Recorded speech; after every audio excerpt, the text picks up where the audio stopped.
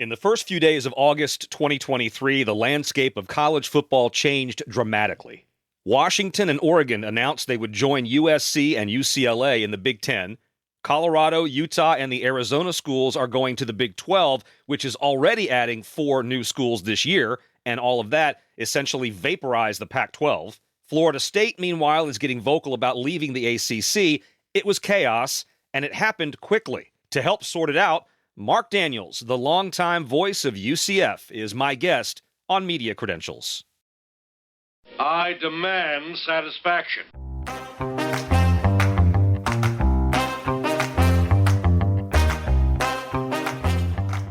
My name is Whit Watson, and this is Media Credentials.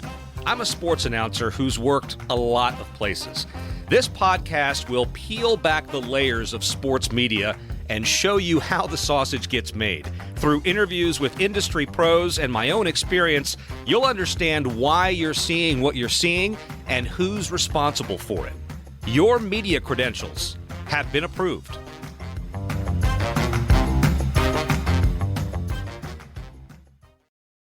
Marc Daniels is the Director of Broadcasting at the University of Central Florida. He is the voice of UCF Athletics. I asked Marc to come on specifically to talk about UCF and the move into the Big 12 Conference, which happens this year. But somewhere between my email to him and the interview, all hell broke loose in college football.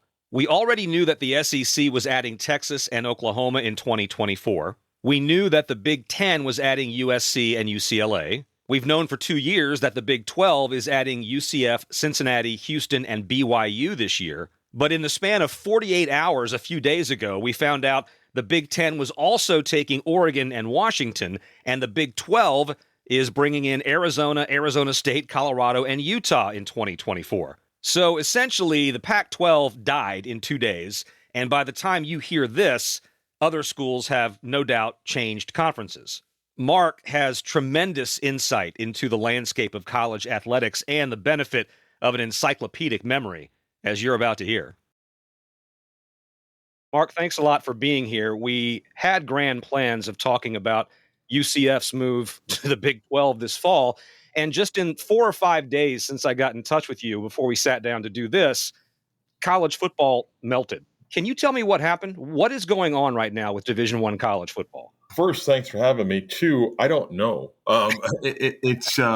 It's incredible to witness. I do think last Thursday and Friday were 2 of the biggest days in the history of college athletics in the sense of what we witnessed.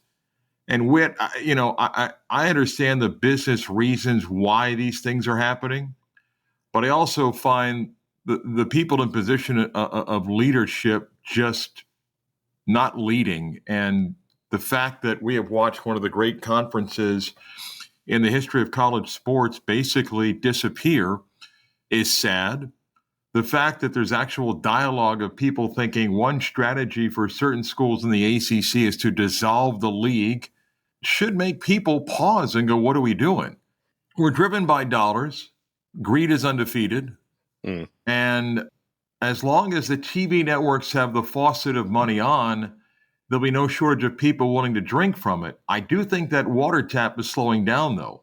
And I think because the music is slowing down and it stops, people are wanting to make sure that they've got a seat to grab. Otherwise, they're going to be left out. But what we witnessed on Thursday and Friday, I wouldn't say it's the last time we'll ever witness that, but it was an incredible day that is reshaping college sports. And I don't know if it's for the better. It's just where we are right now. It's been pointed out by many observers that this entire realignment rush is viewed through the lens of football and football only. And no one really stopped to think about, well, what does this mean for the women's basketball program or the tennis team or the softball team? You've had 2 years, you being UCF, have had 2 years to get ready for this transition to the Big 12, different travel schedules, et cetera. What is your opinion on that? The non-revenue teams, if you will, did they get a fair shake in all of this? Well, that's a hard question to answer because part of it is yes, in the sense of the revenue that UCF stands to make is significantly greater than they ever made before. even before UCF gets a full share in the Big 12, the money they'll make the next 3 years is greater than what they've made the last decade. But is it fair in the sense of what we're going to ask some of these sports to do? I don't know. I'd like to think that the leaders of these conferences and the athletic directors are going to stop, pause, and think about getting creative.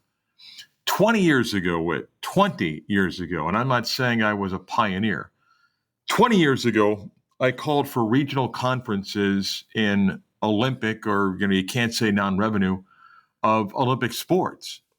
I just think it's inevitable. I think it's going to happen sooner than later, and there's no reason why it doesn't happen.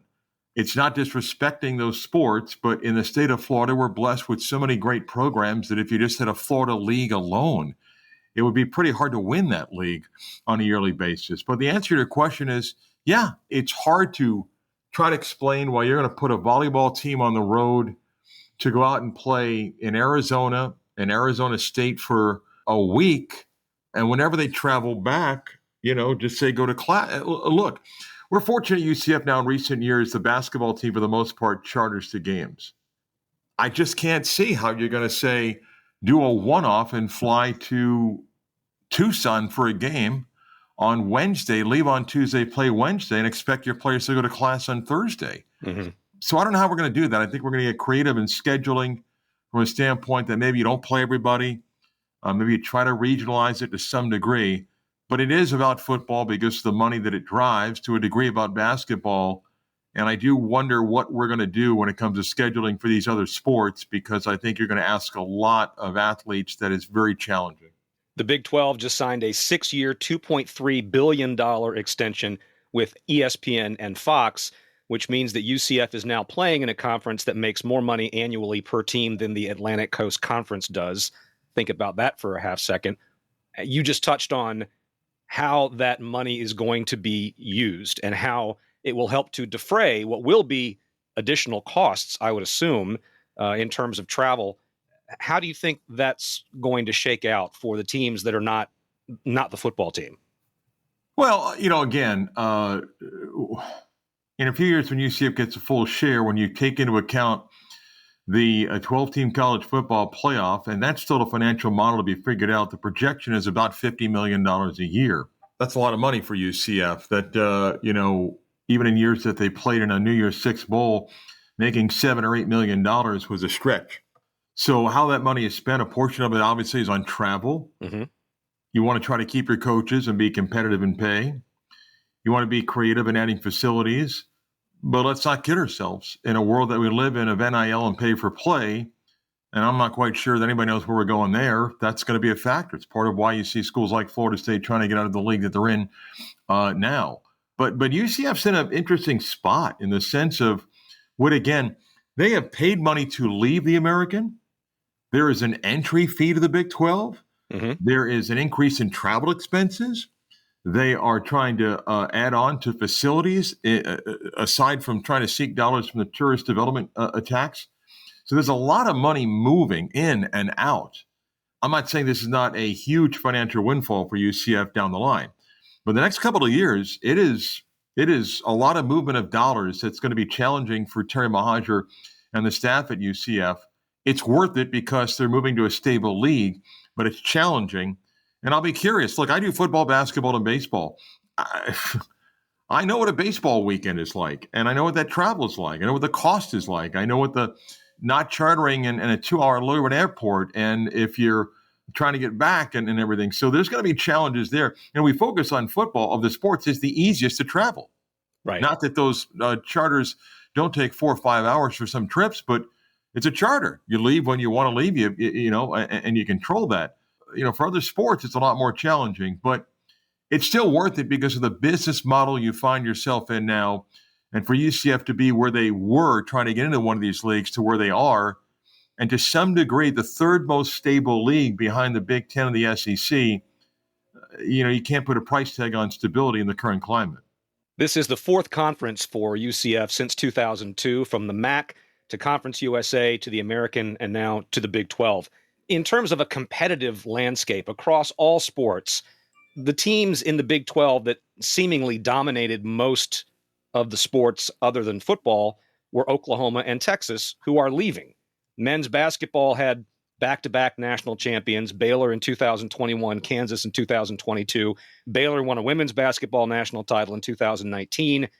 Oklahoma's softball team is great. They've won 6 national championships in the last 10 years, including 3 in a row. But again, Texas and Oklahoma are out in 2024. How competitive do you think UCF is going to be across the board right from the get-go in this conference? Well, there's some sports that will have a chance to compete. If you take a look at the programs that have had success of late, I think the women's softball team is going to step into a very talented league. But I think Cindy Ball-Malone's done a great job of building a very good team there. The track and field team, I think, has a chance to be very competitive as well. I think sports like tennis and golf also have a chance to, be competitive as you move towards the revenue sports. Basketball is going to be challenged. It's going to be a real big challenge to see how UCF handles what is a league only getting deeper by adding, Arizona and the other Pac-12 schools. But I've asked this question to, coworkers and friends and on my radio show, and I'll ask you the same question to answer your question. If I asked you to guess the favorites for the next decade in the Big Ten and the SEC, do you think you could pretty much guess who they are? Yeah, you could ballpark the 4 or Right. 5 teams that are going to be annually competitive, right? Right. And there's always someone that has that, lightning strike in a bottle season.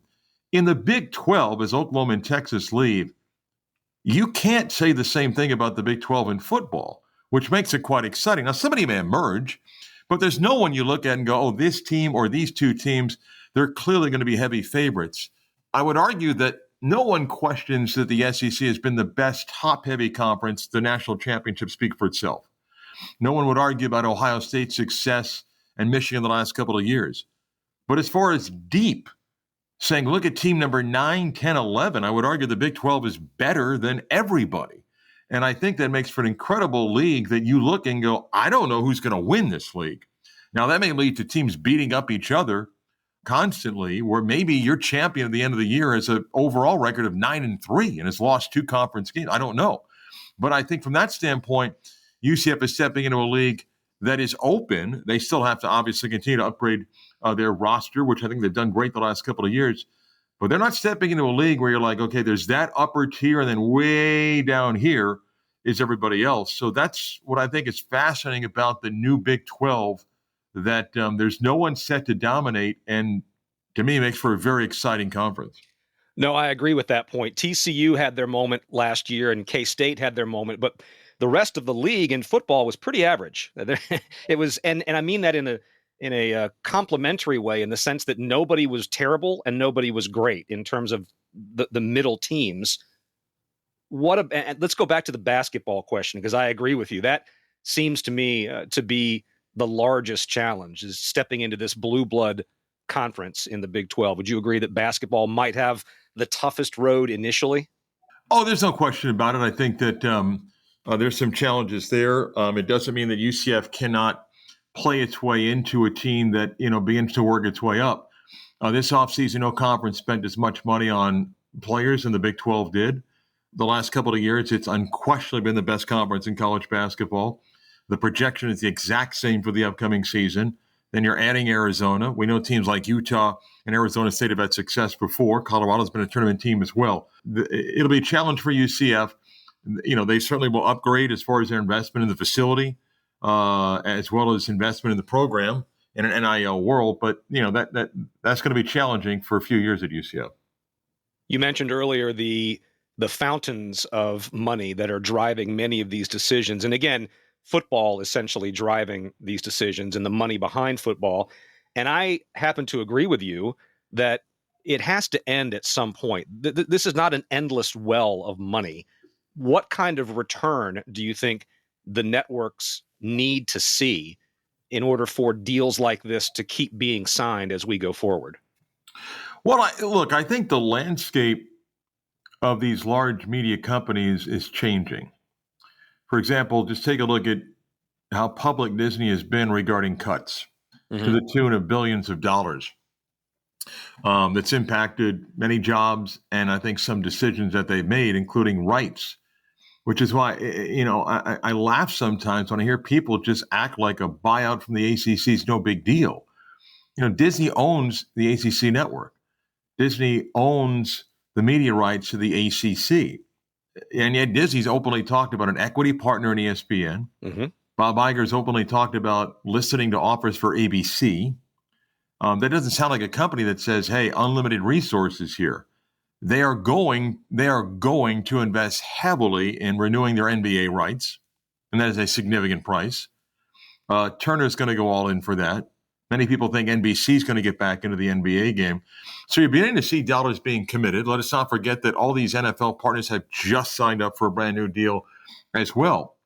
So when people say, 24, 32 team conferences, I laugh when people are spending other networks billions of dollars. I do think we're starting to see a slowdown. Is there a reason why Fox and NBC and CBS decided to add Oregon and Washington? I'm sure they had their reasoning to do it. It's not for full pay. Their deal comes back up in 5 years. The Big 12 comes back up in 6 years after the extension in a couple of years. But I do think you're going to see a little bit of a pause here, which is why I'm fascinated by those who just assume, well, everybody can just get their way to the ACC. I'm not quite sure about that. But at the same time, with the most valuable product to own is live sports. The best example you can see right now is we've got a challenging writer strike, and live sports doesn't need a writer. Right. And from that standpoint, it remains strong. It's challenged in regional sports networks, as we've learned, but there are a few properties that command the attention. And right now in our sports world, it's the NFL, it's the NBA, to a degree, Major League Baseball, and college football. And that's where the money is. The MLS deal with Apple, we'll see as we get a bigger sample size for that. But right now, there seems to be enough of a demand, at least in the premium product in college football, that you're still seeing dollars. But I do think it's going to slow down the next few years. On that note, do you see a college football league which has been floated, something separate and distinct from the NCAA that can negotiate on its own with these networks? Could that be a possibility? Well, these days never say never. And whether people think it's 20, 24, 32 brands, to me, when that day happens, it'll be a really sad day. And several things are going to come into play. In the National Football League, people say that Pete Rozell's ultimate dream, the former commissioner, was parity, and everybody goes 7-7 when they played 14, 8-8, and now we play 17, so 9-8 or 8-9. No one gets to always go 12-0 in that. Someone finishes last. Just like in a 16 and 18 team conference without divisions, someone's going to finish 16th, 17th, and 18th. And your fan base may feel really proud that they're part of this elite group. But if you don't consistently win, it's not fun. It's like I said this for years in the American, and follow me for a second here. The American was a great league for UCF. You take a school like Boston College. You followed college football. When's Boston College contended for the ACC football championship? Yeah, I've actually seen them mentioned as an example of what I think you're about to say. Yeah, Right. Yeah. Now, they've cashed the check of the ACC. Right. But if they were in the American, there's a pretty good chance they would compete for a conference title every year, right? So for your fan base, at some point you go, what's better? Hoping to go 7-5 to a third-tier bowl game, but sometimes accepting 5-7, or would you like to compete for conference titles in football and basketball? And there's so many schools in Georgia that used to joke about this at UCF. He used to say, yeah, there's a bunch of members, meaning that you're not driving the revenue. You're just in the league cashing a check. And if your fans don't enjoy truly being a competitor, at some point that gets old. And if we get to a point like that, they go, well, our brand is, trust me, someone's going to finish last in a division, last in a conference. So could it happen? I guess it can happen. The one thing that I bring up, and I've written about this, I've talked about it on my show, is when people say break away from the NCAA. Okay, break away. Who runs whatever we're breaking away from? Are we going to have a commissioner of this new thing? And is that commissioner going to really tell the SEC what the rules are and that it's in their best interest to do what's fair for everybody else? And by the way, breakaway to what? Who's going to police them? It's the same group that runs the NCAA now, and it's the same group that gave you last Thursday and Friday. Those were the leaders of college sports that you want to now give them more control? I don't know. If tomorrow college football made Whit Watson the commissioner, why would Greg Sankey listen to you? Right. What do you think is the most likely outcome for the 4 remaining schools in the Pac-12? There's been a little bit of conversation about Stanford maybe talking to the ACC, which I find to be hard to believe. But what do you think the most likely outcome is for those 4? Well, the time you and I are taping this, the last half hour was Cal, Stanford, and SMU as being vetted. I don't know. And by the way, if you're Cal and Stanford and whoever else, how appealing is a league that one of the biggest programs has openly stated their desire to leave? Right. The second, or arguably the first program in Clemson, they made it no secret about their desire to play elsewhere. North Carolina, their AD carefully chooses his words, but people feel like the Big Ten would love to get into North Carolina.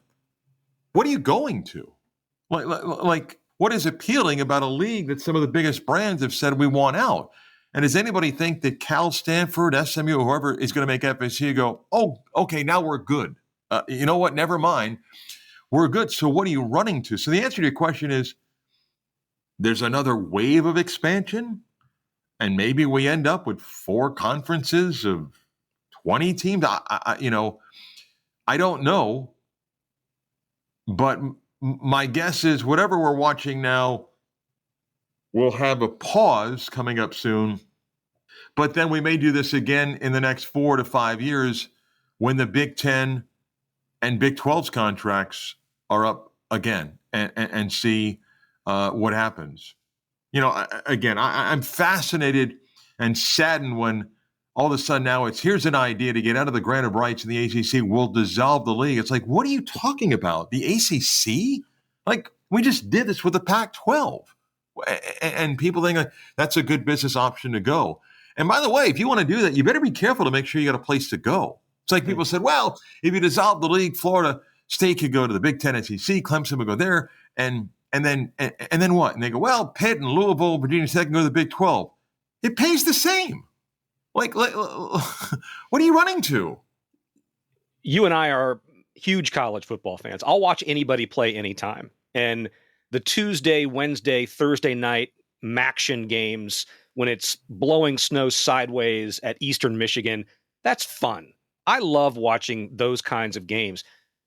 Do you think that mid-tier level of Division I football can survive what's been going on in terms of realignment? Are we still going to have a MAC? Are we still going to have a Mountain West? Can they make it? Well, I hope the MAC never goes away, and I hope that programs in the Sun Belt, the few remaining in Conference USA, and even some in the American, I do hope that there's football for them. There should be a place for them. A lot of proud programs with great tradition that to some degree don't care about any of this. They're not paying for players. They got a lot of kids that love to play football. It should be about Saturday going to the stadium and enjoying the game and meeting friends and alumni and all the things that college football Saturdays is supposed to be about. And there's a lot of that in the FCS and Division II and Division III, where it still is about the game. I accept, again, the business of what we're watching in college sports. I accept we're in a pay-for-play world that nobody really understands. I don't know where that's going either. But I hope there's still something left of the hundreds and hundreds of players and the dozens and dozens of coaches that still do it for all those other reasons. They just love to play the game. There's a lot of them out there. They don't get as much attention. But, yeah, I think those places will survive. There's no question about it. And there's no argument. The whole fight over the Power Five and autonomy conferences is that they play a different game on the business side than what the MAC does. And that's true. If you need to say, well, we'll separate one, and if the MAC is okay playing a conference championship and saying, this school, Bowling Green, won the championship. They're the champions. What's wrong with that? They don't need to worry about whether they make a, selection committee's choice for the playoffs. They could proudly hold up a trophy and say we earned that on the field. And then that's great. You've got about 30 years at UCF as the voice of the Knights. And I went back and looked at some of the milestones in the program's history, from the first game in 1979 to going to 1AA, getting to the national semifinals in their first season of eligibility, Dante Culpepper beating Alabama on the road in 2000, the Scott Frost era. Where, it may be hard to predict at this point, but where do you think the move into the Big 12, a so-called Power 5 conference, ranks in terms of significance, specifically, well, not just the football program, for UCF in general? How big is this relative to the rest of its history? Well, it's to me, it's the second biggest moment ever. The first was building an on-campus stadium. It changed everything for UCF. Really? No question about it. When the decision was made to move forward, when everybody said no, to build an on-campus stadium, it was the ultimate game changer for UCF. It created a real game day atmosphere, allowed UCF to create new traditions. It brought people to a campus that they had never been to. It brought alumni back to a campus that they weren't coming back to. It allowed the university to showcase this growing institution. It allowed UCF fans to create the bounce house and develop a reputation for it. And it was the ultimate game changer for UCF. And the second biggest moment is when UCF was offered an invitation to the Big 12, because it changed their financial world of being able to compete now against programs that for really the last decade plus looked down at UCF. I mean, I wrote about this in a column a couple of days ago, that in all my years of traveling, and I get it, back in 95 when UCF just was transitioning to Division I, but even after they won the Fiesta Bowl in 2013, I go to P5 places for road games, and you almost hear people say things like, boy, you guys have to be happy just to play here today in front of this great crowd. And you look and go, what are you talking about? Like, your program isn't the one that drives revenue for your league. And, you get like an assistant AD come by and say, hey, it's great to have you guys, and just kind of look down because you're affiliated with a brand. And if you're not in a Power 5 league, you're not viewed the same. And always the debate about UCF's undefeated seasons of 2017 and 18 was, it's nice, but you didn't do it in one of those leagues. And now the table has turned, and UCF is in one of those leagues. And it's not the Big Ten or the SEC, but if you have one of those magical seasons, they don't look at you weird like you did in 2017 and 18. It's a game changer financially, image-wise, and to help grow your brand in a league now that stretches coast to coast. So, I don't know the future in 20 years if UCF is still in the current Big 12 or it's morphed into something else. But it certainly is, to me, the second most significant moment in the program's history. And your answer about putting a stadium on campus elicited another question from me, which is, the athletic department has been fundraising aggressively for quite some time in terms of on-campus facilities. But in the last 2 years, since this news was known, how much of a boost has there been in terms of fundraising, looking ahead towards improving facilities, being in the Big 12? How much did that news help in that regard? Oh, significant. For years during UCF's run in the American, where they were, with Cincinnati, the dominant program, they grew their donor base, but it was hard to find people not affiliated with UCF to jump aboard. That changed a little bit in 2017 and 18. But when the news of the Big 12 came, it was a lot easier to get in front of individuals that didn't go to UCF, didn't have kids that went to UCF, but to sell them on, what UCF is and what it is becoming. And then, what's happened is UCF still is such a young university that now you're still getting graduates that are reaching the next level of income. And now, I want to give back. So it's significant. And then look, I don't think UCF goes before the Tourist Development Board asking for $170 million if they're not in the Big 12. But because they are headed to the Big 12, I think it's a different pitch about bringing opposing team fans here. Look, again, the American was a great conference for UCF. UCF had to put aside, around 3,000 tickets for visiting teams. Outside of South Florida fans making a trip over, they never sold out the allotment of tickets, meaning the opposing team's fans. Right. Every Big 12 game is sold out. Right. I mean, not just UCF fans, but the allotment of visiting fans. Basketball, that schedule's not even finalized.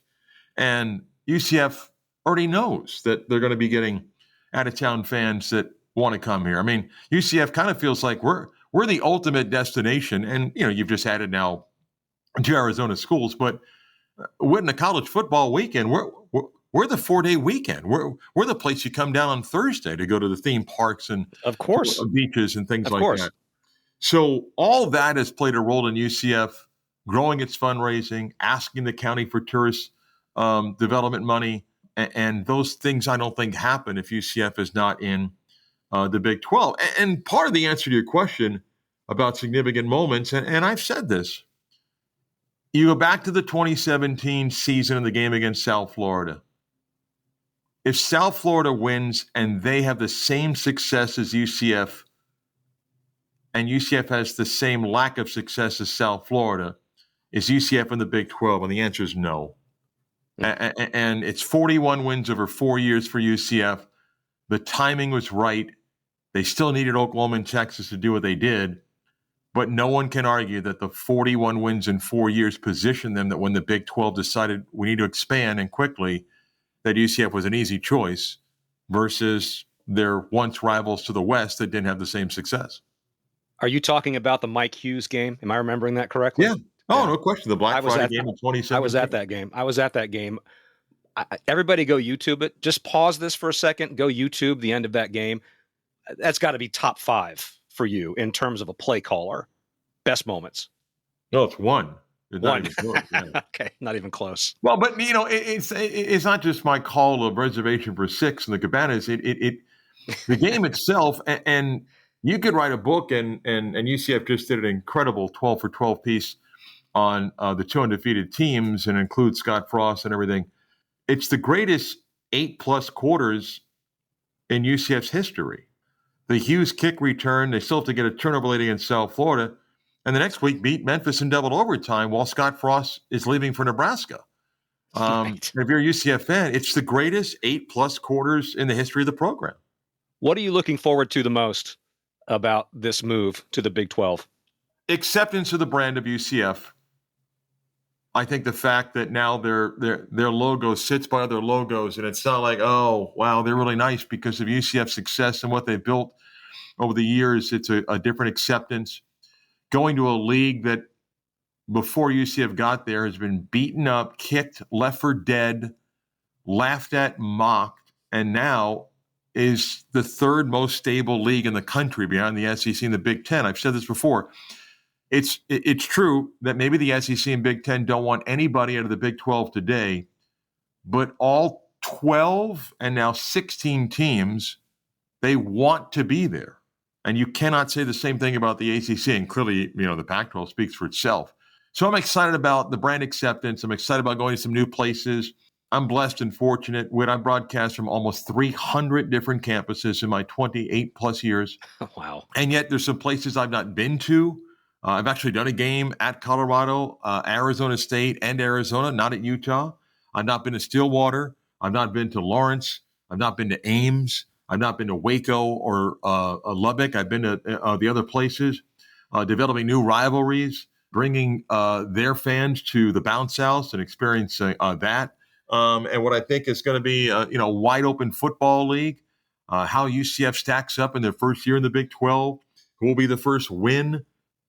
What's that first home game going to be like when Baylor on the 10th anniversary of the first Fiesta Bowl team? So I'm blessed to be a part of so many firsts at UCF in my almost 30 years. And here comes another set of firsts. And in incredible times that are changing in college sports, it's better to be part of one of these leagues than if you're outside with very little chance to get in. It's a different world.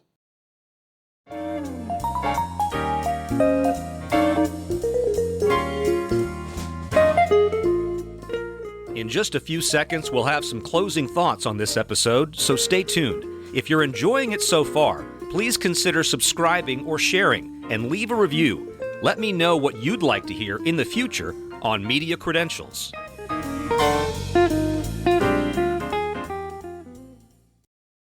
Cleaning up the files. The 2017 UCF-USF game in Orlando, one of the best sporting events I've ever attended. It was Black Friday. I was there with my son, my dad, and my father-in-law. The two quarterbacks in the game, Mackenzie Milton for UCF and Quentin Flowers for South Florida, combined for over 1,000 yards and 11 touchdowns. I'll spare you the play-by-play, but Google it. As for the big picture, the Big Ten just started a 7-year, $7 billion deal with NBC, CBS, and Fox. As Mark and I talked about, the Big 12 extended with ESPN and Fox for 6 years and $2.3 billion. Beginning next year, the Southeastern Conference is exclusive to ESPN and ABC on a 10-year deal worth $300 million a year, which is nearly 6 times what CBS was paying. Mark's analogy of musical chairs is well stated. The fountain of cash is presumably not endless. If and when it stops, UCF has a seat.